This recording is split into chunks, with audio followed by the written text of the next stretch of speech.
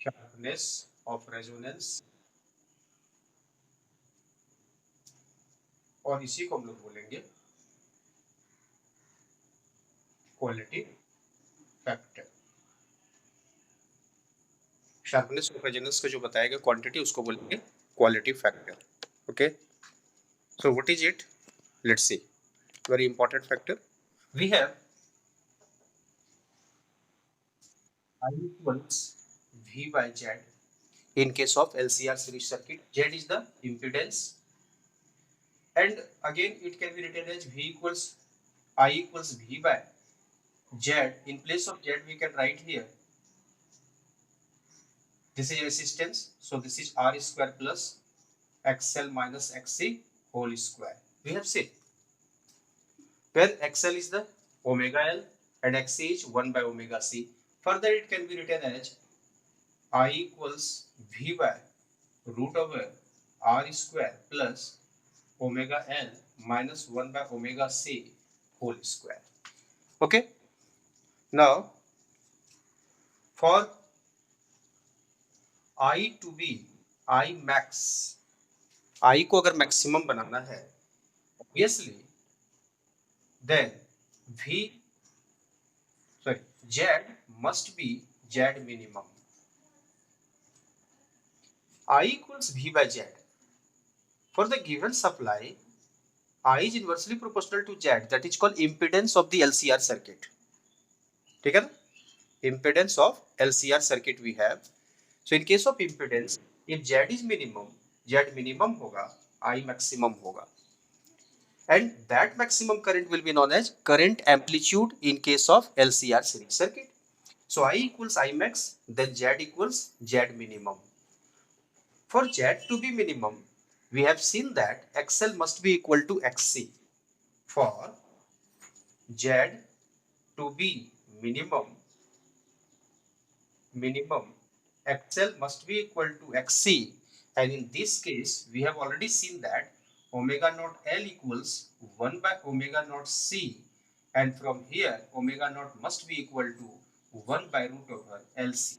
We have seen, and this frequency is called resonant angular frequency, and from here F naught equals 1 by 2 pi root over LC.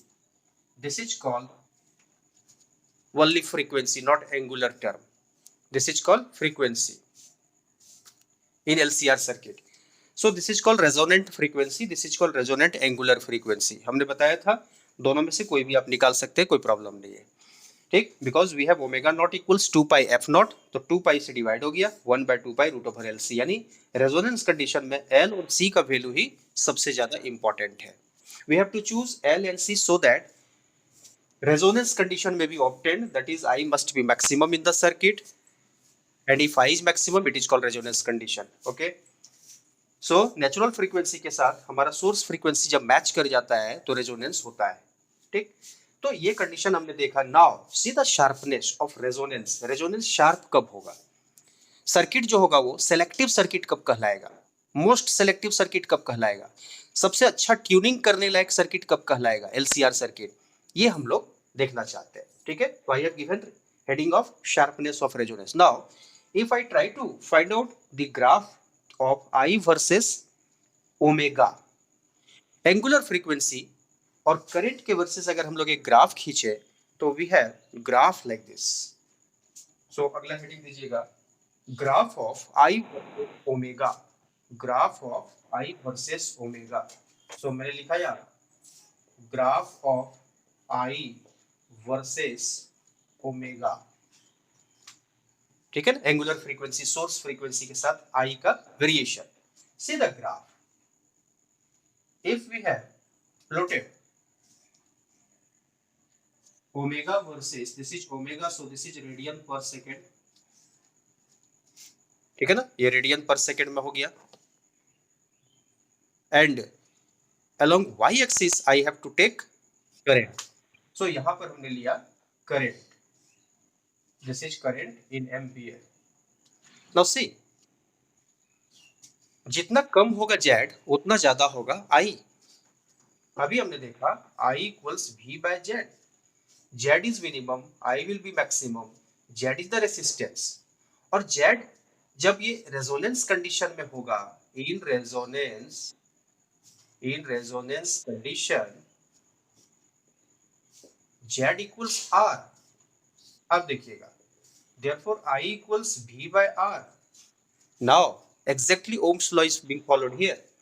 R is minimum, I will be maximum. R is the resistance of the circuit, LCR circuit. और आपको पता है in resonance condition how LCR circuit behaves? It just behaves as if there is only resistor, that is purely resistive circuit. Z equals R हो जाता है। अब देखिए, अलग अलग रेसिस्टेंस पर हम अलग अलग करंट को दिखाते हैं। जब ये ओमेगा इक्वल्स ओमेगा नॉट है, सपोज ये एक्सिस है ओमेगा इक्वल्स ओमेगा नॉट, यानी रेजोनेंट फ्रीक्वेंसी पर, इस रेजोनेंट फ्रीक्वेंसी पर करंट मैक्सिमम होना है। फर्स्ट सर्किट हमने लिया जिसका रेसिस्टेंस ज्यादा है, ठीक है। देखिए उसका वेरिएशन कैसे हो रहा है। फर्स्ट सर्किट हमने लिया जिसमें then this is the peak value of that circuit, and suppose this is called I1, right? Omega naught में करंट मैक्सिमम हो गया, उसके पहले मिनिमम था, उसके बाद भी मिनिमम है। देखिए ये मिनिमम है, ठीक है। ये फर्स्ट सर्किट हुआ जब रेसिस्टेंस कितना था, R1 था। नाउ सपोज किया जाए सेकंड सर्किट हमारे पास है जिसमें से रेसिस्टेंस इससे कम है ना, Z इक्वल्स R है। देखिए R रेसिस्टेंस कम होगा, करंट ज्यादा होगा। अगर कम रेसिस्टेंस हो गया तो जरूर उसका ग्राफ ऐसा कुछ होगा, थोड़ा सा ये ऊपर जाएगा, then again fall to here. This is at resistance R2. Suppose हमारे पास तीसरा एक सर्किट है जिसमें रेसिस्टेंस और छोटा है, then this graph will go further higher, suppose here, and again fall to like this. This is the value which is the maximum value I3, and this is the value that is called I2. So what we have seen here, we have seen that as resistance of LCR circuit goes on decreasing, current in the circuit goes on increasing. Now this graph, third graph, is the sharper graph, most sharper graph, narrow graph दिखाई दे रहा है आपको। देखिए ये narrow है, ये थोड़ा wide है, ये उससे ज्यादा वाइड है, ठीक है, चौड़ा है ये ग्राफ, ठीक। उसके बाद ये शार्प होता चला गया, पिक लेता चला गया। कब हुआ?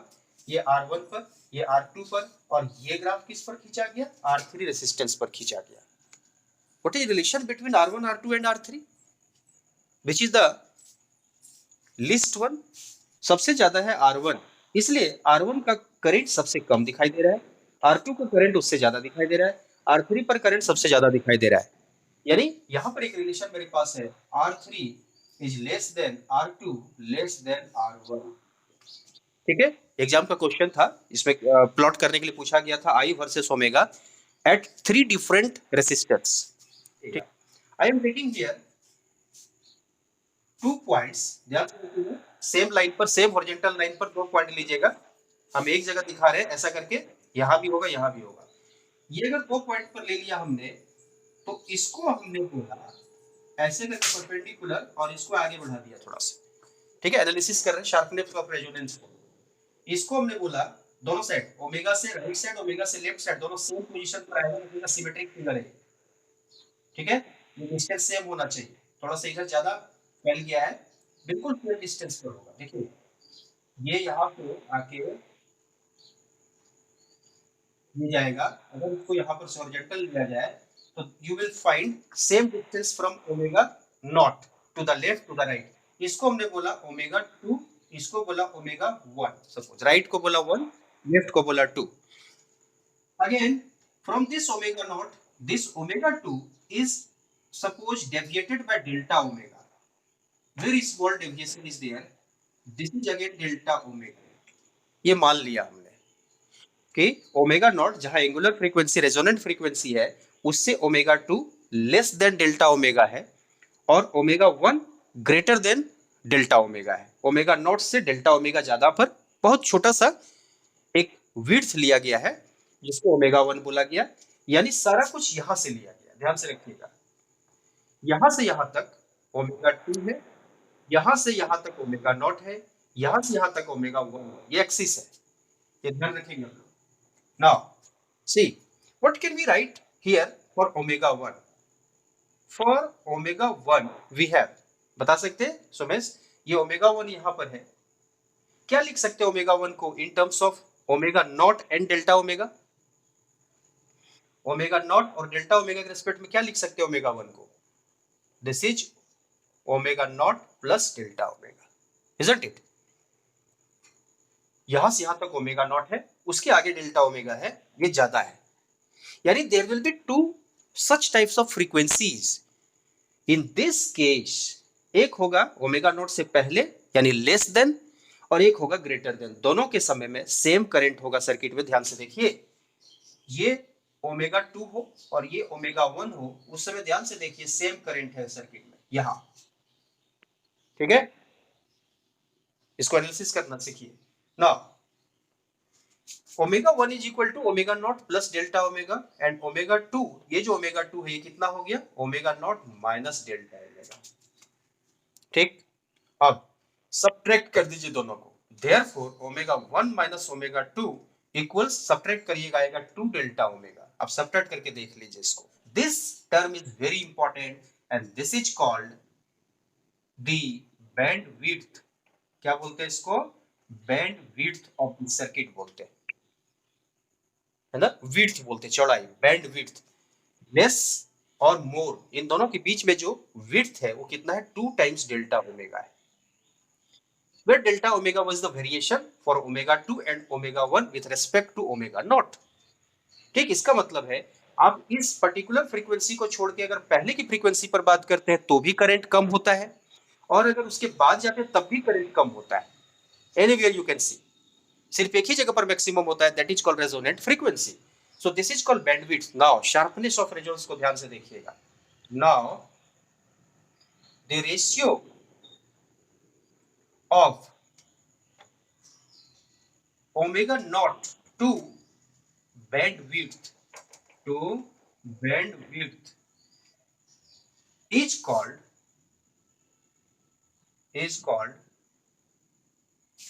the sharpness resonance or quality factor। quality factor, circuit कितना सेलेक्टिव सर्किट है, कितना अच्छा ट्यूनिंग होने वाला सर्किट है, ये कौन डिसाइड करता है? Ratio of the resonant frequency to the bandwidth.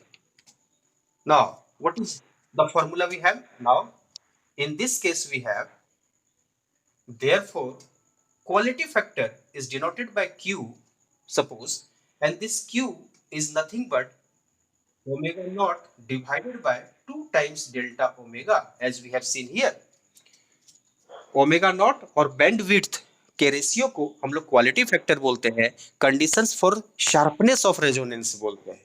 यानी क्यू जितना अच्छा उतना शार्पर ग्राफ होगा, उतना शार्पर रेजोनेंस होगा, उतना मैक्सिमम करंट होगा, उतना कम रेसिस्टेंस होगा सर्किट का। सी, डेल्टा ओमेगा जितना छोटा होगा, डेल्टा ओमेगा जितना छोटा होगा, इसका मतलब ये जो डेल्टा ओमेगा है ये जितना छोटा होगा, सपोज, और ये ग्राफ, इस ग्राफ के लिए, थर्ड ग्राफ के लिए लीजिए आप, ठीक है? फर्स्ट ग्राफ के लिए डेल्टा ओमेगा इतना बड़ा दिख रहा है आपको, सेकेंड ग्राफ के लिए डेल्टा ओमेगा छोटा हो गया, थर्ड ग्राफ के लिए डेल्टा ओमेगा और छोटा हो गया। कहने का मतलब डेल्टा ओमेगा जितना छोटा हो रहा है उतना ही क्यू हाई हो रहा है, because inverse relation. Hence term क्या लिखा हुआ है? Narrower the graph, narrow, narrow पतला, देखिए शार्प हो गया, पतला हो गया, narrower the graph sharper is the resonance. ठीक है, यहां लिख सकते हैं हम लोग, lesser the value of delta omega comma sharper, या ऐसे करके narrower the graph and sharper the resonance, sharper the resonance, this is very important statement, sharper the resonance, hence more selective, ये सारा टर्म एक साथ हम लोग लिख दे रहे हैं, more selective is the circuit। कौन सर्किट? LCR सर्किट जो भी आपको दिया हुआ है, अगर 3 4 5 सर्किट दे दे आपके पास और इस तरह का कोई एनालिसिस दे दे, 3 ग्राफ दे दे, 4 ग्राफ दे दे, you can select which circuit is more selective one, more tuning possible. ठीक। Also quality factor is defined as the ratio of voltage drop, most common one, voltage drop across inductor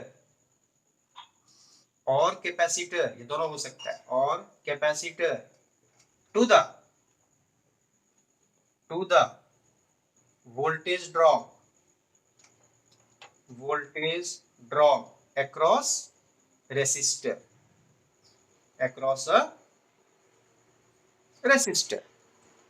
that is Q equals voltage across inductor or voltage across capacitor divided by voltage across resistor. V equals IR, you can write here I into XL divided by VR, यानी IR, ohms लगा दिए, VL मतलब IXL। इसी प्रकार से आगे बढ़िएगा, I into XC भी बोल सकते हैं, दोनों में से कोई एक ले रहे हैं, पहले एक लेके दिखाते हैं आपको, VL लेके दिखा रहे हैं, यानी इंडक्टर में जो वोल्टेज ड्रॉप होगा I into XL divided by I into R, I cancel, we are having XL by R। ठीक है, XL by R, XL को क्या लिखते हैं आप, ओमेगा L, रेजोनेंस में क्या लिखते हैं, omega not L divided by R। देखिए कितना फॉर्मूला आते चला जा रहा है हमारे पास। In resonance condition we are talking about, so omega को लिख सकते हैं omega not, so omega not L by R, क्योंकि XL इक्वल्स ओमेगा L होता है, omega not L by R। Again what can you write in place of omega not, C लिखेंगे, because we have omega not L equals 1 by omega naught C, so from here omega naught equals 1 by root over LC। ये calculation करेंगे, omega naught square हो जाएगा, L यहाँ आ जाएगा, C हो जाएगा। सो यहाँ अगर लिख दिया जाए तो हमारे पास आया ये वैल्यू, कितना आया, Q इक्वल्स वैल्यू आया ओमेगा नॉट L था डिवाइडेड बाय R था, ये बन गया हमारे पास 1 बाय root over LC into L by R। Omega not की जगह पर लिख दिया 1 बाय रूट ओवर LC, एक साथ कर दीजिए, देखिए क्या बन गया, Q बन गया हमारे पास 1 by R times root over L by C। This is again very important for numerical problem. In terms of C चाहते हैं, XC चाहते हैं, in terms of XC और in terms of VC, voltage drop across capacity, then formula क्या बनेगा, in terms of VC, Q equals VC divided by VR, I into XC divided by I into R, I cancel XC upon R। जो numerical में दिया हुआ हो parameters, उसके आधार पर solve करेंगे। Different formula we have, again what can we write, XC equals क्या लिख सकते हैं, 1 by omega C, 1 by omega C, again omega is omega not divided by R, यानी R। ठीक, so these are the different फॉर्मूलाe to solve sharpness of resonance, to find out condition for sharpness, to find out the factor which is called quality factor for the sharpness। ठीक है, sharpness में L और C सबसे important role play करते हैं। Resonance condition सिर्फ L और C circuit में होता है, we can explain this way, why resonance is obtained only in LC circuit, LC circuit, question mark.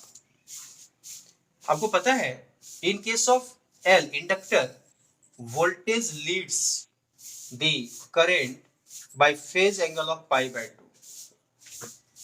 in case of inductor, Lakshman ऊपर current। now in case of capacitor what happens, voltage lags the current by phase angle of pi by 2। ठीक है, सिर्फ phasor diagram से समझ जाना है हमको। Inductor में वोल्टेज लीड कर रहा है करंट से पाई बाय 2 से, यानी आप एंटी क्लॉकवाइज ले रहे हैं, और यहाँ पर क्लॉकवाइज ले रहे हैं क्योंकि कैपेसिटर में वोल्टेज लैग करता है करंट से। देखिए अब अगर इन दोनों को देखा जाए, संयोग से अगर VL और VC बराबर हो जाए, VL और VC बराबर हो जाए, then what will happen? VL minus VC equals 0 और VC minus VL equals 0। If VL equals VC हो जाए, और ये कब होता है? जब रेजोनेंस कंडीशन होता है। जब ऐसा बराबर हो जाए तब क्या बचा मेरे पास? V net equals 0। इसका मतलब VL को IXL लिखते हैं, इसको IXC बोलते हैं। ये दोनों जब बराबर हो जाए तो ये फेजर जो है, जो लेंथ है, मैग्नीट्यूड में अगर बराबर हो जाए, this both are oppositely directed, so net value is 0।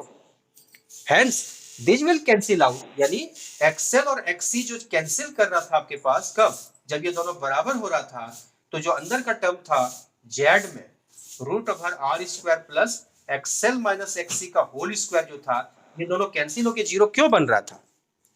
कभी 0 बन सकता है ऐसा? जब तक फेजर आपको मालूम नहीं है। फेजर में both are oppositely directed. Capacitor में वोल्टेज नीचे चलता है, करंट ऊपर रहता है। इंडक्टर में वोल्टेज आगे चलता है, करंट पीछे चलता है, और फेज एंगल π/2 ही है दोनों में, इसीलिए दोनों कैंसिल करता है, इसीलिए यह 0 होता है जब ये दोनों बराबर होता है।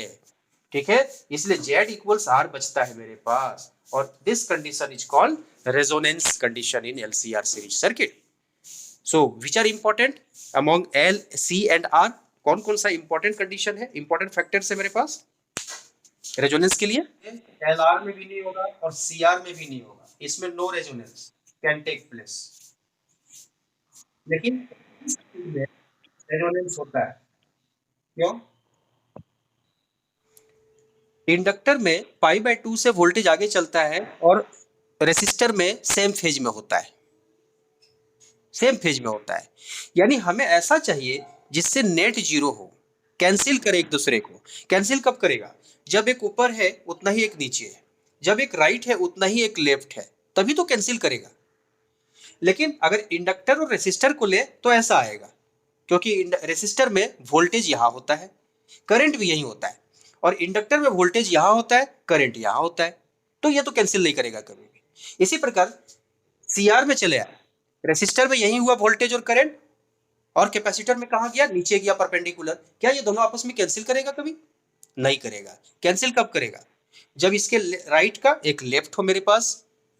ऐसा तो आया नहीं किसी कंडीशन में, लेकिन एक कंडीशन है जिसमें एक VL ऊपर है और VC नीचे है, so this two can cancel out each others effect, and hence only in LC circuit we can have the resonance.